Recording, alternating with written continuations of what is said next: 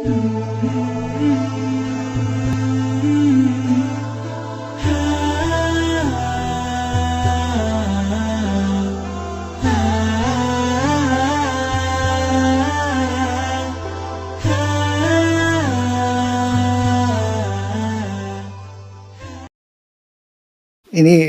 mungkin pemikirannya saja. Semua agama itu semuanya mengajarkan kebaikan. Jadi apa harus kita berbeda dengan itu? Mungkin kadang-kadang kita diajukan dengan pertanyaan itu. Anda merasa benar sebagai Muslim, sedangkan yang lain juga mengajarkan kebaikan. Gimana kita mensikapi? Gini Mas, konsepsi agama itu kan bisa diuji dalam 3 aspek. Ya. Satu aspek ketuhanan, teologinya. Yang kedua aspek ibadah, tata cara dia ibadah. Yang ketiga muamalah, yang mengatur pedoman dalam berinteraksi secara sosial. Ya kan? Oke. Boleh jadi di aspek yang ketiga, semua menunjuk kepada yang benar. Mengajarkan interaksi yang benar dengan sesama. Silakan Anda cek ya. Pasti semua agama mengatakan harus jujur, nggak boleh mencuri, kan? Nggak boleh berzina dan sebagainya. Jadi kalau ada yang membolehkan berzina, menipu dan sebagainya, dipertanyakan konsepsi keagamaannya. Di aspek yang ketiga ini, secara hukum sosial, semua bisa sepakat. Tapi dikatakan agama harus memenuhi unsur 2 lagi. Konsepsi ibadahnya bagaimana? Di agama pasti ada ibadah, karena ibadah itu konsekuensi dari keadaan seorang hamba yang menuhankan sosok Tuhan. Pembuktian dari sifat menuhankan itu adalah ibadah. Harus menyembah Tuhannya. Bagaimana konsepsinya? Caranya bagaimana dia beribadah? Diatur tidak? Cara dia ibadah seperti apa? Ditunaikan kapan? Bagaimana teknisnya? Apa maknanya? Apa hikmahnya? Apa implementasi ibadah itu bagi kehidupan? Di titik ini pasti akan ada perbedaan. Saya sebagai Muslim, ya dengan saudara-saudari kita sebangsa setanah air dan non-Muslim, konsepsi ibadahnya pasti beda. Ya, saya di Islam. Kenapa saya meyakini Islam misalnya? Karena konsepsi ibadah saya, ya, yang saya jalani dalam Islam, itu menurut saya yang paling sesuai, paling lengkap, paling akurat, paling rasional. Ya, dari sisi sholatnya misalnya, ibadah pokok itu kan sholat. Waktunya jelas diatur, kapan saya mesti sholat. Panggilannya jelas. Kemudian bagaimana penampilan saya saat akan menunaikan sholat jelas. Apa yang harus saya lakukan sebelum sholat jelas. Sebelum sholat kamu wudhu dulu. Ada langsung firmannya dari Allah, bukan rekayasa manusia, bukan buatan Nabi Muhammad SAW, kan? Langsung dari Tuhan. Nih, Quran surah ke-5 ayat yang ke-6. Ini cara wudhunya begini, diatur, diterangkan oleh Rasul. Begini prakteknya. Kemudian sebelum sholat kenakan pakaian yang terbaik. Bahkan sejak ada panggilan dari masjid kita dengar. Quran surah ke-7 ayat 31. Ya bani Adam khudzu zinatakum 'inda kulli masjid. Kemudian setelah itu diatur bagaimana cara memulai ibadahnya, dari mulai takbir pembuka sampai dengan salam. Dijelaskan selain cara, maknanya apa, kenapa tangannya begini, kenapa bacaannya ini, artinya apa, hikmahnya apa. Lalu kaitan dengan implementasi kehidupannya bagaimana. Apa dampak sholat kepada kehidupan? Turun banyak ayat. Inna sholata tanha 'anil fahsya'i wal munkar. Quran surah ke-29 ayat ke-45.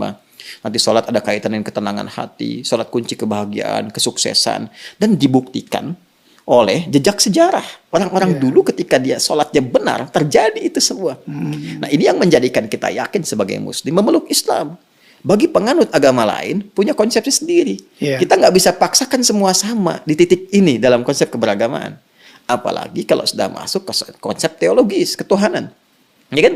Nah, untuk menentukan agama ini, ya benar sebagai agama, kan mesti punya konsep ketuhanan. Nah, Islam pun menawarkan kepada kita secara ilmiah dan objektif untuk menguji bagaimana sih standar untuk menetapkan zat itu sebagai Tuhan, ya kan? Apa ukuran-ukurannya? Maka Islam menyampaikan, misalnya di Quran surah ke-42 Asy-Syura ayat yang ke-11, laisa kamitslihi syai' di ujung ayatnya. Ya, sifat Tuhan itu nggak boleh sama dengan selain Tuhan. Ya, harus beda, 100% harus berbeda. Ya, jadi kalau misalnya manusia ini lemah, maka Tuhan mesti lebih kuat. Nggak boleh sama dengan makhluk. Kan? Kalau manusia berpasangan, Tuhan itu harus esa, harus tunggal misalnya. Demikian banyak hal yang bisa ditampilkan. Nah, konsepsi teologi ketuhanan ini setiap agama itu pasti berbeda. Ya kan? Nah, tinggal kita uji. Kan negara memberikan kepada kita hak penuh, merdeka untuk memilih. Dan dahsyatnya, Al-Quran memberikan kesempatan kepada kita itu secara merdeka. Terbuka untuk memilih. Bahkan dalam aspek teologi, di Quran surah ke-47 Muhammad. Ayat yang ke-19. Kata Allah, fa'lam. Anda mesti punya dasar pengetahuan. Annahu untuk menetapkan la ilaha illallah, untuk menetapkan tiada Tuhan selain Allah. Jadi untuk menetapkan konsep ilahiyat, teologis, ketuhanan yang meyakinkan kepada kita, oh ini Tuhan saya Allah. Ya kalau ditanya kenapa Anda nggak pilih Tuhan yang lain? Kata Allah, Anda jangan sekedar bersyahadat misalnya, mengatakan asyhadu an la ilaha illallah. Itu syarat pertama menjadi muslim, syahadat. Tapi kalau Anda ingin kuat, ya dengan syahadat itu, dengan keyakinan teologi Anda itu, menuhankan Allah. Ini ilmunya loh. Makanya di Islam ada akidah, ilmu tauhid, fikul akbar. Nah, jadi boleh jadi semua agama itu punya konsepsi yang sama dalam aspek muamalat, interaksi sosial yang membawa norma-norma kehidupan dalam ragam interaksi sosial. Tapi bisa berbeda dalam konsepsi ibadah dan ketuhanan. Dan aspek ketuhanan yang paling pokok. Ya kan? Iya, iya. Jadi kalau semua sama, berarti kan mesti ada yang spesial yang beda kan? Ya, betul. Nah, itu yang menjadikan Anda, saya, kita melihat yang spesial ini bagi saya, konsepsi Islam sangat jelas, tidak ambigu. Ya, menentukan ketuhanan jelas. Fa'lam annahu la ilaha illallah. Innani anallahu la ilaha illa ana fa'budni. Ya, saya Allah, kata Allah, nggak ada Tuhan yang dipertuhankan selain saya. Ya, maka sembah saya. Nah, saya mencari, saya membandingkan, melihat dengan keyakinan lain, oh saya temukan yang paling jelas. Tidak ambigu, tidak susah dipahami sebagai muslim ya. Ya, dan saat yang bersamaan ketika kita meyakini Allah pun sebagai Tuhan, memeluk Islam, beribadah dalam Islam, saat yang bersamaan tetap diminta oleh Al-Qur'an la ikraha fid din, enggak boleh paksa orang. Betul, Indah enggak? Iya, indah sekali. Lakum dinukum waliyadin. Hormati keyakinan orang lain. Kamu meyakini Islam sebagai agama yang benar? Ya, tapi hormati orang lain juga. Ya, jelaskan keislaman Anda itu lewat penampilan Anda, karakter Anda, perilaku Anda, sifat dan sikap Anda. Kalau ditanya, jelaskan, jawab, dan sebagainya. Masya Allah. Indah nggak? Indah, Pak.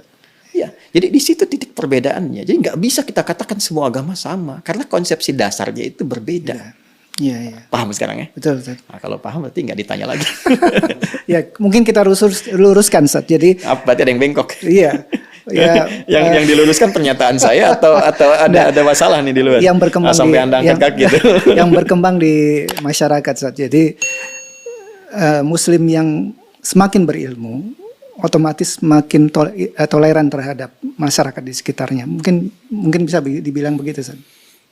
Ya, bisa disimpulkan demikian, toleran dalam aspek-aspek yang perlu ditoleransi. Betul, betul, betul. Dan ini ekspresi toleransi itu pun sesuai dengan kebutuhannya. Jadi jangan berlebihan juga. Nggak bisa toleran itu misalnya, ini lebih berkembang lagi, ikut-ikutan beribadah sesuai dengan agama-agama orang lain. Ya, mungkin itu ya. Anda nggak bisa toleransi ikut ke tempat ibadah orang. Justru itu intoleran yang sangat tinggi. Iya. Paham nggak maksudnya? Paham, Ustaz. Paham. Apa coba? Ulang lagi nanti. Bukan. Intoleran yang sangat tinggi. Kenapa? Iya, Kenapa? Karena saat dia kebebasan. hadir di tempat orang itu, hati dia meyakini bahwa itu salah. Iya, iya. Tapi dia terpaksa hadir di situ untuk mewujudkan konsepsi yang salah. Iya, iya. Saya toleran nih, datang ke tempat ibadah orang lain. Tapi di hati dia mengatakan ini salah nih, ini nggak benar nih. Iya. Nah, itu kan kalau dalam bahasa agama, nifak, munafik, hipokrit gitu kan. Iya. Jadi saya kira itulah.